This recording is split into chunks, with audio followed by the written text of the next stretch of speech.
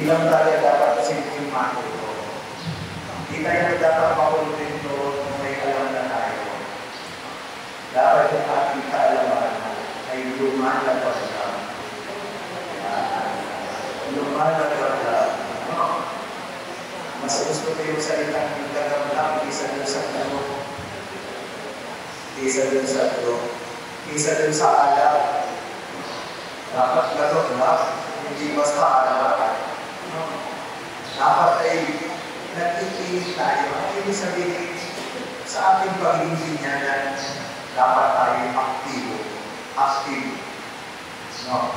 Ang hapon sa ating bilang mga binyanan, ito yung nakasaroon ko. Nakalimutan ang ating mga magulang nung tayo pag-binyanan.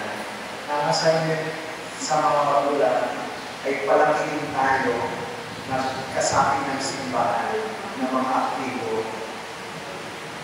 Aktibo. Kaya na isang hamon sa binyanan Katoliko, at least may sinasama isang pang simbahan. At least may isang dibusyon. At least may isang patron saint bawat binyanan. Hindi yung pagkatapos binyanan, wala na. Kaya, kailangan naglalabag-labag ang ating buhay. So, sa mga pagpilimin na ito, sana'y dali tayo sa pagiging katulay na Katoliko. At sa lahat, tulay na Kristiyano. Tandaan natin muli, layas, lago, naganda. Go, draw, and blow. Layas, vision, lago, magtubo, blow, naganda, magkata. Tumayo.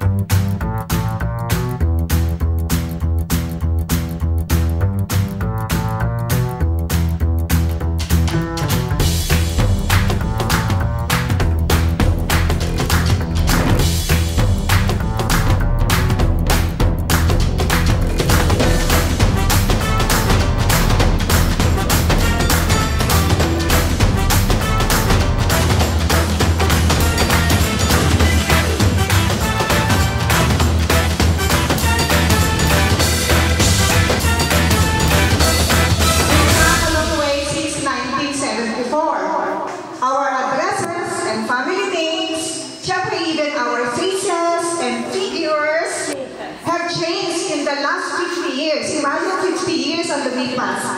But we will always remember the wonderful times we shared as classmates and childhood friends. I think lahat kayo will agree that this is such a special day. Seeing everyone and making friends all over again. Masaya ba kayo? Yes! Agree, diba? Memories are one of life's most cherished possessions. And soon today is about renewing old friendships, laughing and sharing the stories of our years here at our alma mater. Alam ko Ruby is one of the fashionista during our time. So ang co-host kong ito is now active even in all events na pinag-gatheringan niya. So we are happy na ganun pa man she joined with us again once again.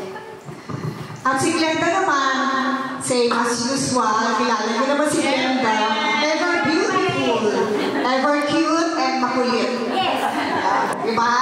So naku, we have the whole day to catch up and ask what's keeping our old friends and teachers busy nowadays.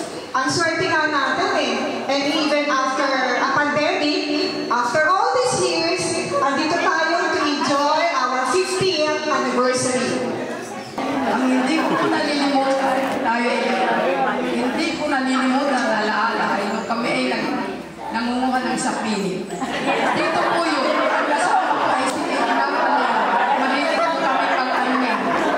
At saka, namukha ko ng bayabas niya. Yan ang masaya ko. Lagi kami nang napunta dyan na over the vapor para ng sapini. At saka si George po palagi ako niya pinapaiyak. Mga magkakaibigan sa kanilang kamusmusan, nagkasabay-sabay sa pumunta sa paralan. Sa murang isipay, tila laro lang, tila burador kanilang laruan. Doon ay hinubog kanilang kamalayan, sa tunay na mundong kanilang ginagalawan. Mabuting mga guro ang sa kanila'y gumabay, ang bubot na isipay, hilibog nilina. Maraming pagsubok ang kanilang dinaanan, marating lamang ang luntiang pampang. May mga sumubok, ngunit ay nabigo, kinapos sa pagsihap ng dumaang unos. Meron din nagsikhay, pilit na lumangoy, sa hampas ng alon sila ay nalunod. Meron din nakatawid sa luntiang lungsod, umaning tagumpay, nalampasan lahat ng pagsubok. Magkakaibigay muling pinagtagpo, kapalaran na naman tila mapaglaro. Matapos ang tila kalahating siglo, lukso ng pagkasabik, kasiyahay lubos. Do'y napagtipan ng magkakaibigan, kalarong kinapos, kailangang tulungan. Sa luntiang lungsod na kanilang nakamtan, akayin kabayan sa luntiang pampang. Atin sanang nirepin sa ating isipan, tagumpay na nakamtan na hindi atin lamang. Kapong nagdarahok, tayo'y kailangan upang sa puso natin ganap ang tagumpay. Meron sa atin.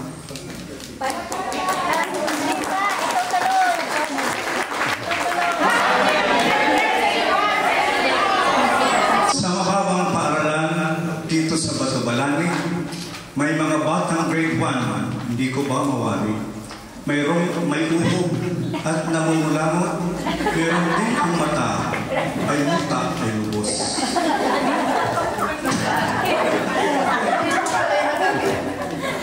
Merong nagkatahi sa pagkagardini, mukha ng teacher ay nakaduduling. May nagkakaihi sa suplada ng teacher, ang pas ng kagiktik, ikot tumbong natin. Meron din teacher, ikay sinsitan, pakukunin ka ng tabong kanyang iihian.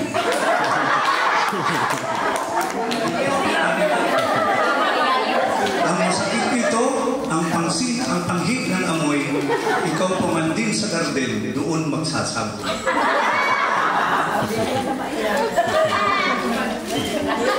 Marami namang mga teacher, naku, sobrang bait. Pilit inuunawa mga batang makukulit. Ang di nila alam, mga batang malilikwat, magpahama ngayon, di sila maliwat. Pag may pagsusulit,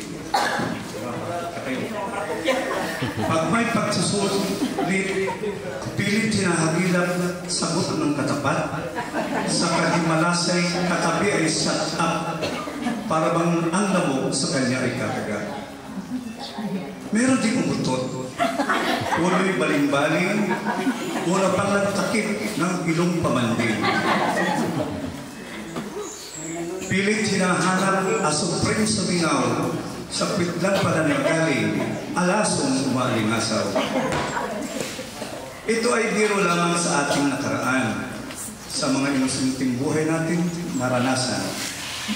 Kay sarap isipin ating nakaraan magsisilbing aral sa kinabukasan. Aming Panginoon, dasal ko'y pakinggan, lubos na pasasalamat sa biyayang natungtan. Daing ng puso ko ay maliwanagan, kapwa namin kinapos aming matulog.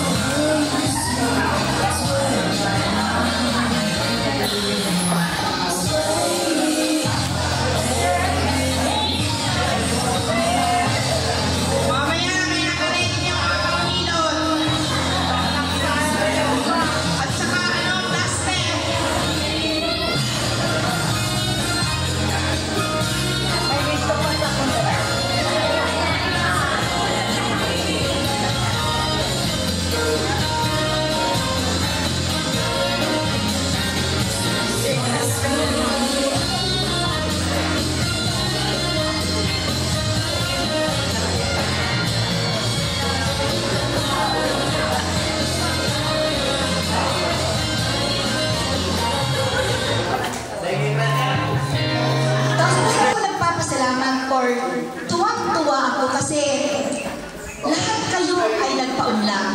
Alam ko na ang marami sa inyo, lalo-lalo na ang ating mga minamahal na mga guro. Nakikita naman natin na kahit pa paano dahil sa kanilang edad, ay yung iba ay meron ng dinaramdam, pero magpilit silang pumunta dito. Actually, isa-isa namin silang bigyan ng written invitation para makasama natin ngayong araw. Kasi nga, gusto natin bigyan sila ng tribute. Kaya maraming salamat po at pasensya kung kayo ay abala ngayong araw. Ano po? Sa ibang batchmate, na alam ko na maaaring malaking bagay ang kanilang isinantabi o iniwan or mas pinili lang nandito sa piling natin na makasama kasi excited. Just imagine, ilang taon ba bago tayo nagkita-kita ulit? Kaya nga, simula kanina, nakita ko yung tuwa ako sa, sabi nga kanina, yung pag-draw. Marami sa akin sa ngayon, nung elementary o kahit hanggang high school, sila ay content nila nasa isang tabi. Tahimik, nakikinig, magsalita din, pero ngayon, nakakatuwang tingnan. Halos lahat tayo ay marunong ng makisalamuha. Wala nang gustong magpa-isang tabi. Kita-kita na ang pag-unlad, hindi lamang financially, hindi lamang educationally, at mas sabi natin ang pagunlad ay kung paano rin natin naitaguyod ang ating mga pamilya. Po. Kaya sa pagkakataon ito, nais kong iparating ang taus-pusong pasasalamat unang-una sa mga kumbaga hindi yung mga naging unselfish. Sila ay bukas pada na mag-share. Una-una, financially. Marami, alam niyo, batchmate, maswerte tayo. Marami tayong kabatch na hindi madamot. Instead, tulad ng tula na binayanggit kanina ni Doc Raul. Actually, yun ay isinasabuhay talaga nila. Nakikita natin kung paano sila mag-share ng kanilang mga blessings. Kaya naman, patuloy din silang pinagpapala. Hindi lang sa kanila, hindi ko man isa-isahin. Marami sa atin ngayon ang talagang malalaki yung na-share para yung tulad din yung nabanggit niya kanya sa tula na maaari may ilan sa atin na hindi man laging mapalag financially. Kaya willing yung may kapabilidad na mag-share kung ano yung meron sila. Meron tayong mga nasa abroad na hindi nakarating at sila ay actually isa nating batchmate. Pagkatapos ng meeting natin ng August 26, nung siya ay ichinat ko, agad-agad kinabukasan, nagpadala ng share niya. Kaya makikita natin na talaga sa batch natin, maraming talagang bukas pala. Ano po? At sabi ko nga, yung GC natin, isang napakalaking bagay. Sabi ko, hindi lang ang charge. Sa halip, yun ay pwede natin tawagin tumutulong sa atin para tayo ay mas maging malapit sa isa't isa. Nakita niyo naman, through our GC, kung may nangangailangan ng tulong, nagpo-post lang ako doon, may mga napagpapadala, at maaari hindi ninyo alam kung gaano kalaking kasiyahan ang naibibigay natin sa ating batchmates na natutulungan. Gusto ko lang ibigay yung halimbawa, yung ating batchmate na iniiwan pa tayo na si batchmate Charlie. Ulit-ulit nung kami ay pumunta sa kanyang lamay, as sinasabi ng kanyang kapatid, tuwang-tuwa, naiiyak sa tuwa, sapagkat hindi na makapaniwala si Charlie na meron tayong mga batchmate na unang-unang nakarating habang siya ay nasa ospital, dinalaw siya doon, nagbigay ng tulong, at ganun din. Ay hindi man yung iba sa atin nakarating sa ospital, nakapagbigay rin tayo ng tulong, at yun ay malaking ipinagpapasalamat ng kanyang pamilya. At sana huwag mabago kung ano yung meron tayo ngayon. Sakali man, ang ibinibig ko ngayon ay closing remarks, para rin yung parang closing program ng basics tayo, hindi nangangahulugang tapos na tayo. Sa halip, magsisimula pa lang tayo. Kung dito sa ating activity ngayon, itong closing remarks ko, simula pa lang ng ating 2-day activities. Diba? Kaya, nais ko rin hilingin or alam ko na ito ay mapapagkaisa natin na itong araw ito ay maging simula ng mas matibay, mas malakas na binding para sa ating batch. Sana, huwag pagkatapos ng ating golden anniversary ay tapos na. Sa halip, continuous pa rin ang communication natin. At thank you dun sa tagal-tagal kung hindi mga nakita na ngayon ay nandito. Meron tayong ilang batchmate dito na actually meron silang mga dinadalang karamdaman, pero pinili nilang makapunta dito, makapingin tayo, makasama tayo upang magkita-kita. Okay. At siguro, sabi nga, closing remarks, marami nang kahit papano ay napagod din kanina. Basta nais ko iparating sa bawat isa sa inyo ang aking